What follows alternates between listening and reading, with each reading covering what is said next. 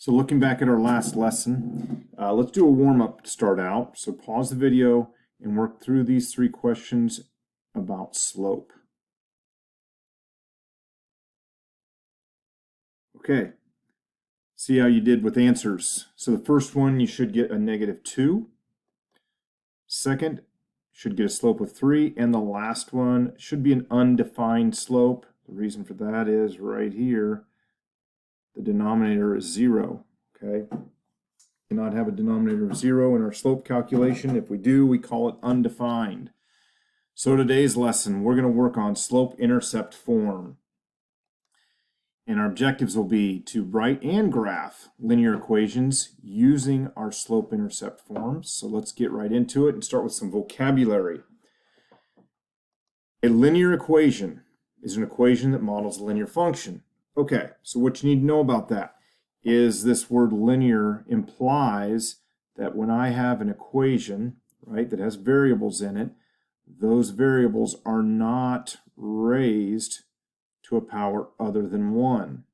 Okay, they're either x to the first, they're either just x, y, b, whatever your variable is, right? It can't be more than 1. It cannot be something like this, second power. Okay, in order for it to be a linear equation, okay? That's just a naming convention. All right, the next part is a y-intercept of a graph is the y-coordinate of where the point crosses the y-axis. So let's just jump in with an example here. The y-intercept of this line, it's where it crosses the y-axis or the vertical axis.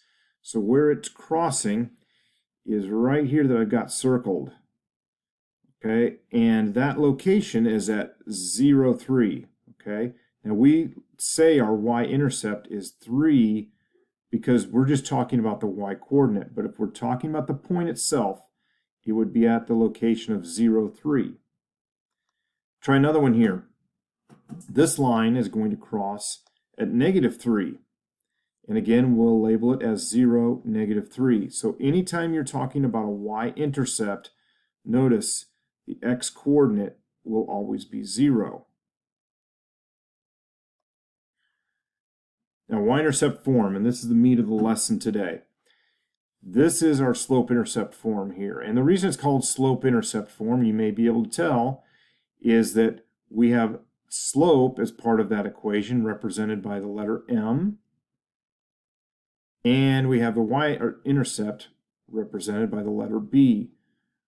In class, you can go ahead and ask me why, but as part of this lesson, I'm not going to go into that discussion as to why we call them those.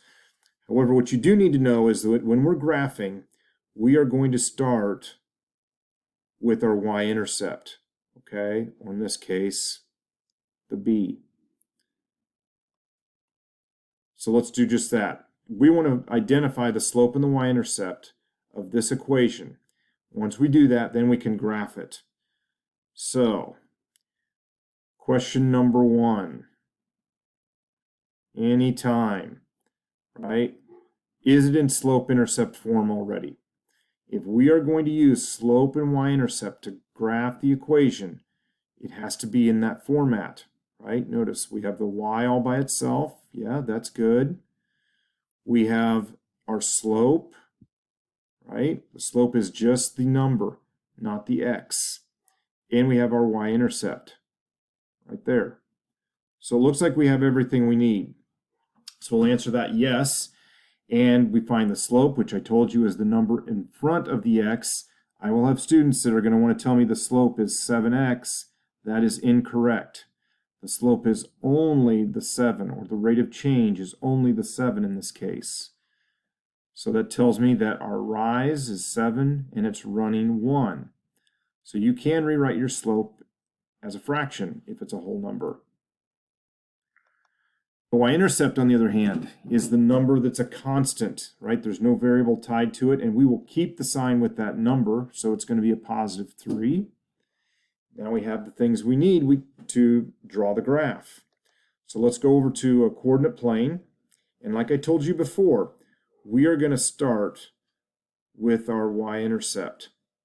Okay, so we'll put a point at 0, 3. Okay, you need to rewrite the y-intercept. You can do that. You can write it out as 0, 3 before you graph it so you remember. Once I have that, okay, that's step number 1. Find my y-intercept, or plot my y-intercept. Plot y-intercept. Okay, the second step is going to be to use my slope, I'm going to just call it M, to find additional points. Okay, now we really only need 2 to make a line. And so in this case, my slope is 7 over 1. So it tells me I'm going to go up 7 and to the right 1. Okay, I always teach my students to do the dependent variable first. Okay, either up or down and then over. So now I'll draw my line through the points, not just between them.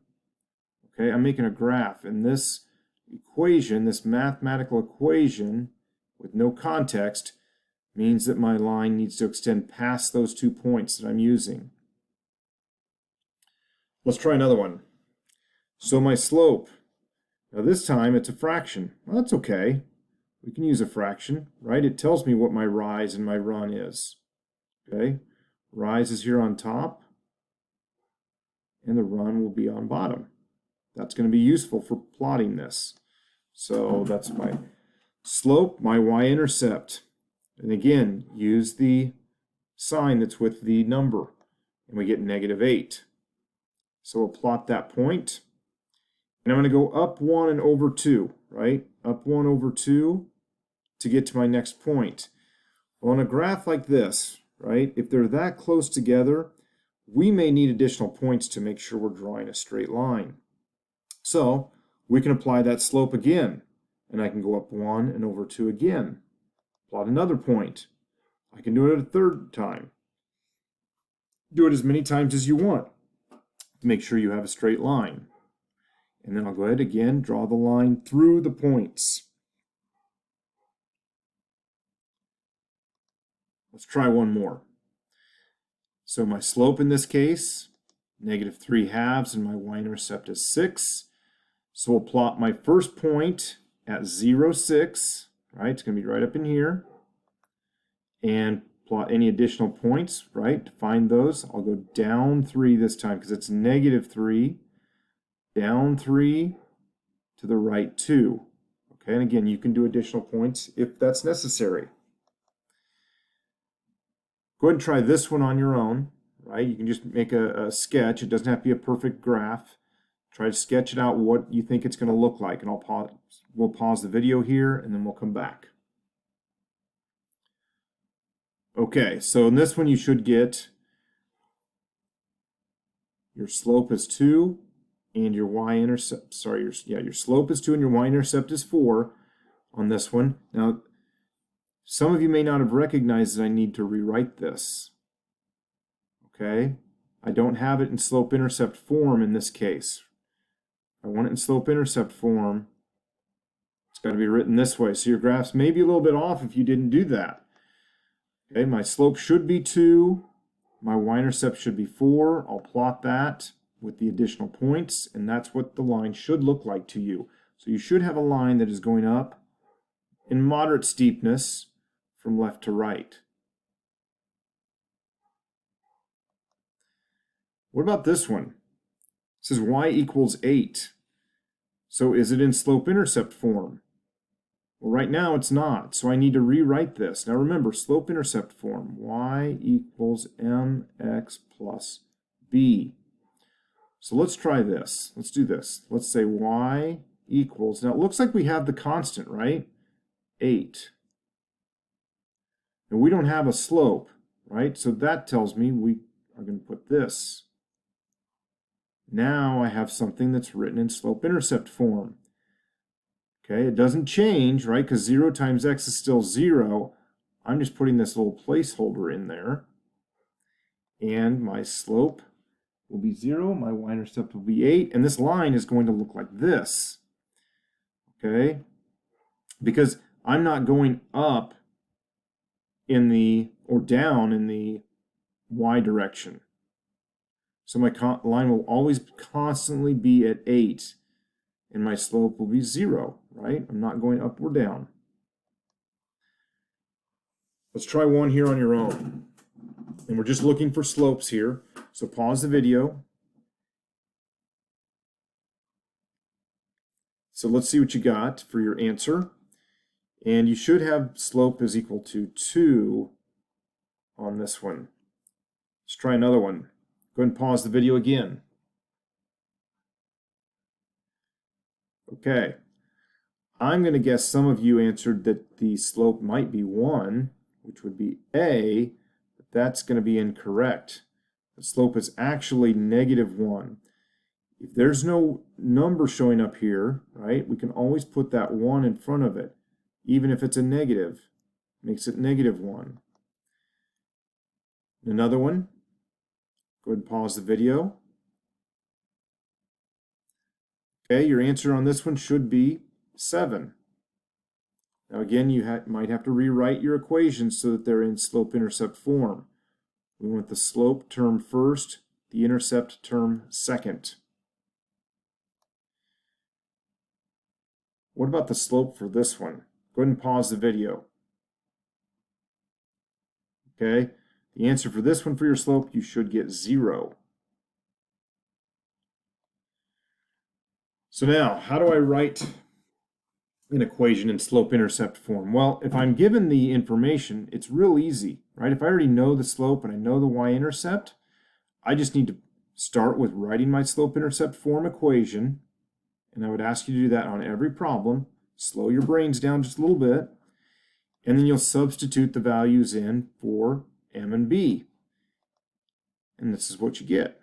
And that's your slope-intercept equation.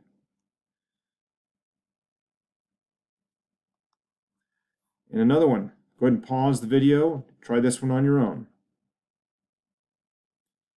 Okay, you should get for an answer on this one. Should look something like this, and you can simplify it if you want to get -9x minus 5/4. I will accept either one of these, okay? Either is okay. And another one. Pause the video once more so you can get a little bit more practice. And what you should have in this case is y equals 3x plus 1/2. Hopefully we're getting better as we go. Last one. Pause the video and then we'll come back. Okay. Again, you can simplify this further if you'd like, right? But I'm willing to accept either case. Okay. Okay. Now, what if I have a graph and I'm asking you to write it in slope-intercept form? Okay, easy enough. Find where you cross the y-axis first. Okay, and you can always find the slope by counting and by picking 2 points on the graph, any 2 points to determine your slope. You can also use the slope equation to do this. Okay, so for this one, I notice that my slope is 3. I'm going to use this point here, go up 1, 2, 3, and over 1, right? It's always rise over run for slope. Rise over run.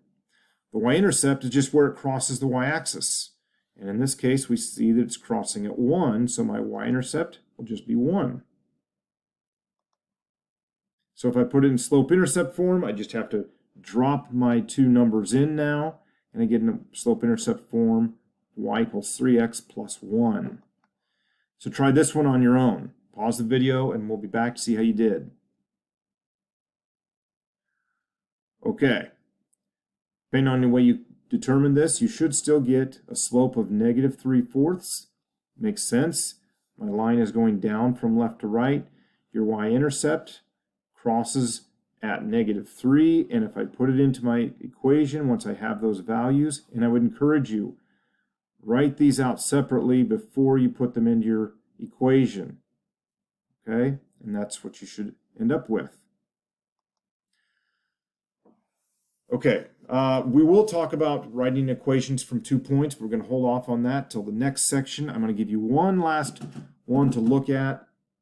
I want you to try and use what we've done today and try to model what we call a function. We'll talk about functions later, but really it's an equation. So you want to erase that. You can model an equation like this and, okay, based on this word problem.